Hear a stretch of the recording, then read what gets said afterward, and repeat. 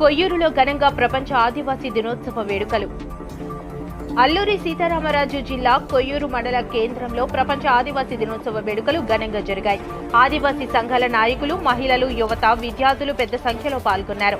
ఈ సందర్భంగా పలువురు నాయకులు మాట్లాడుతూ గిరిజనుల హక్కులు, జీవో నెంబర్ 3/1/70 పేసా, అటవీ హక్కుల చట్టాల అమలుపై ప్రభుత్వాలు ప్రత్యేక దృష్టి పెట్టాలని కోరారు. ఆదివాసీ ప్రాంతాల్లో జరుగుతున్న పరిణామాలపై ఉన్న అనుమానాలను నివృత్తి చేసేందుకు ప్రభుత్వాలు, ప్రజా సంఘాల నేతలు, ఆదివాసీ మేధావులతో ప్రత్యేక కమిటీ ఏర్పాటు చేయాలని డిమాండ్ చేశారు. జల్, జంగిల్, జమీన్ హక్కుల పరిరక్షణ కోసం ఆదివాసీలంతా ఐక్యంగా పోరాడాలని పిలుపునిచ్చారు. ఆదివాసుల ఐక్యత, ఆదివాసుల ఐక్యత. ప్రియమైనటువంటి ఆదివాసీ జనాంగానందరికీ కూడా జై ఆదివాసీ తెలియజేస్తూ, మరి ప్రాముఖ్యంగా ఈరోజు ఆదివాసీ దినోత్సవం జరుపుకోవడానికి మరి మనం ముందుకెళ్లే పరిస్థితి లేదు. కారణం ఏంటంటే మనం ఇప్పుడు చాలా భయంకరమైనటువంటి ఒక పరిస్థితుల్లో ఉన్నాం. 1/70 యాక్ట్ ఆ విషయంలో కూడా చాలా భయంకరమైన పరిస్థితులు. సుప్రీంకోర్టులో దగ్గరగా 1670 మంది సుప్రీంకోర్టులో కేసు వేశారు. దాని అర్థం ఏంటంటే ఏజెన్సీ ప్రాంతంలో నివసిస్తున్నటువంటి కొంతమంది గిరిజనేతరులు, చాలా మంది యాక్చువల్గా ఏంటంటే చాలా మంది మన గిరిజనేతరులు ఉన్నప్పటికీ చాలా మంది మనకు సపోర్ట్ చేస్తున్నారు కొంతమంది. కానీ కొంతమంది ఏం చేశారంటే, కొంతమంది గిరిజనేతలు సుప్రీంకోర్టులో ఒక బిల్ వేశారు. వాళ్ళు ఏం చేశారంటే, ఆ బిల్ వేయటం వల్ల ఏమవుతుందంటే, మా భూములు ఏజెన్సీలో ఉన్న మా భూములు మేము అమ్ముకోవడానికి మాకు రైట్స్ కల్పించండి, మాకు హక్కులు ఇవ్వండి అని చెప్పేసి వాళ్ళు వేయటం జరిగింది.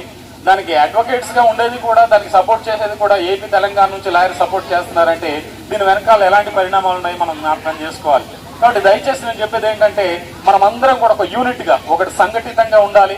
మనం ఒకవేళ యూనిట్ లేకపోతే మనల్ని కూడా విభజించు, పాలించు అనేటువంటి పరిస్థితి వస్తుంది. కాబట్టి మనమందరం కూడా ఏకతాటిపై ఉన్నప్పుడు, మనం ఇప్పటికే జీవో నెంబర్ 3ని మనం పోగొట్టుకున్నాం.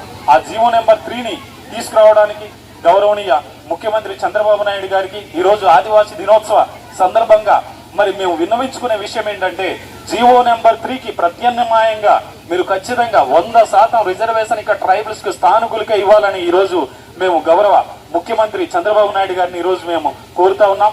మా విన్నపాన్ని మీరు ఖచ్చితంగా పరిగణలోకి తీసుకోండి.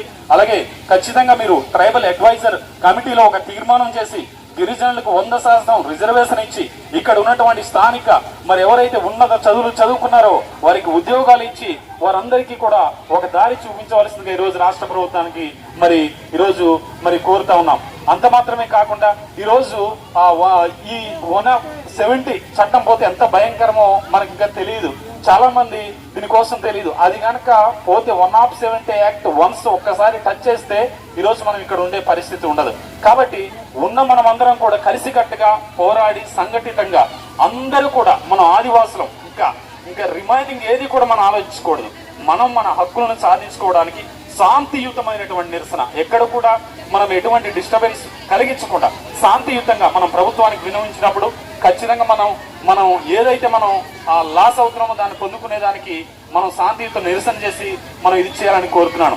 అంత మాత్రమే కాకుండా మాకు గౌరవ ముఖ్యమంత్రి చంద్రబాబు నాయుడు గారికి కూడా మా ఒక విన్నపం ఏంటంటే, మాకు కొన్ని అనుమానాలు ఉన్నాయి సార్. ఆ అనుమానాలు నివృత్తి చేయడానికి ఇక్కడ ఉన్నటువంటి ఏజెన్సీ ప్రాంతంలో ఉన్నటువంటి ఎవరైతే ఉన్నత విద్యావంతులు ఉన్నారో, ఎవరైతే ప్రజా సంఘాలు ఉన్నాయో ఆ ప్రజా సంఘాలన్నింటినీ కూడా మీరు అమరావతి పిలిపించండి, లేకపోతే పాడేరులో మీటింగ్ ఏర్పాటు చేయించండి.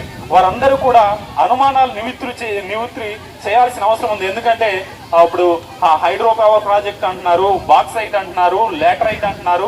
వీటన్నిటి మీద కూడా గిరిజన ప్రాంత ప్రజలు అడవులతో ఎప్పుడు సత్సంబంధం ఏర్పరచుకొని మరి వాళ్ళ మనసు కూడా మరి చాలా ఎటువంటి కల్మషం లేనటువంటి మనసును కలిగి ఉన్నారు. కాబట్టి దయచేసి మా రిక్వెస్ట్, అపీల్ ఏమంటే, ఖచ్చితంగా వీటన్నిటి మీద ప్రజా సంఘాల యొక్క ఆ విషయాలు వారు ఏదైతే విన్నవించారో ఆ విషయాలు పరిగణలోకి తీసుకొని మరి ప్రజలందరికీ న్యాయం జరిగేలాగా 100% రిజర్వేషన్లు ఇక్కడ ఉన్నటువంటి స్థానికులకే రావాలి. అంత మాత్రమే కాకుండా హైడ్రో పవర్ ప్రాజెక్ట్ లాంటివి, బాక్సైట్ లాంటివి, లేటరైట్ లాంటివి వీటన్నిటి విషయంలో కూడా మాకు కొన్ని అనుమానాలు ఉన్నాయి. ప్రజలందరూ అనుమాన పడుతున్నారు. ఆ అనుమానాలని మీరు నివృత్తి చేసి ప్రజలందరికీ భరోసా కల్పించవలసిందిగా ఈరోజు తెలియజేస్తూ ఈ మాటలు ముగిస్తున్నాను. Thank you and all. జై. లక్షల మంది మనమే ఉన్నాము. 90 దేశాల్లో మనం ఉన్నాం. ప్రపంచ జనాభాలోని 6% మనమే. దురదృష్టవశాత్తు పేదరికంలో 15% మనం. ఆ 15% నుండి గట్టెక్కాలనుకుంటే మనందరం ఐక్యతగా ఉండాలి. అలాగే మన రాష్ట్రంలో చూసినట్లయితే, మన దేశంలో చూసినట్లయితే 28 కోట్ల వరకు మనం జనాభా ఉన్నాం. మనమేం తక్కువగా ఏమి లేము. ఏం తక్కువగా ఉన్నామనేసి మనం సిగ్గుపడవద్దు. మనము ఇప్పుడు బలం చేకూరుస్తున్నాము, మొక్కలు నాటుతున్నాము, అవే మహావృక్షాలు అవుతాయి. అప్పటి వరకు మనం కాపాడాలి. ఈ అవకాశం ఇచ్చినటువంటి నా తోటి ఆదివాసీ మిత్రులందరికీ కూడా మరి ఒకసారి శుభాకాంక్షలు తెలియజేస్తూ ముగిస్తున్నాను. జై ఆదివాసీ. మనకి జీవన భర్తని రద్దు చేసిన తర్వాత మనం పెద్ద ఎత్తున ప్రభుత్వాలని మనం నిలదీయడం జరిగింది. జీవన భర్తని పునరుద్ధరణ చేస్తానని చంద్రబాబు నాయుడు గారు మనకు ఎన్నికల ముందు హామీ ఇచ్చారు. ఆ హామీని నిలబెట్టుకోవాలని మనం ఆ పెద్ద ఎత్తున పాడేరు అరకు చింతపల్లి గూడెం మండలాల్లో పెద్ద ఎత్తున పోరాటాలు చేయడం జరిగింది. కానీ ఆ పునరుద్ధరణ చేయకుండా, జీవన భర్తని పునరుద్ధరణ చేయకుండా మనకి ఆ తొట్టిదారున ఆ జీవన భర్తని పునరుద్ధరణ చేయకుండా తొట్టిదారున డిఎస్సీని తీయడం జరిగింది. ఆ డిఎస్సీ వల్ల మన ఆదివాసీ పిల్లలు 5,000 మంది పిల్లలకి అన్యాయం చేయడం జరిగింది.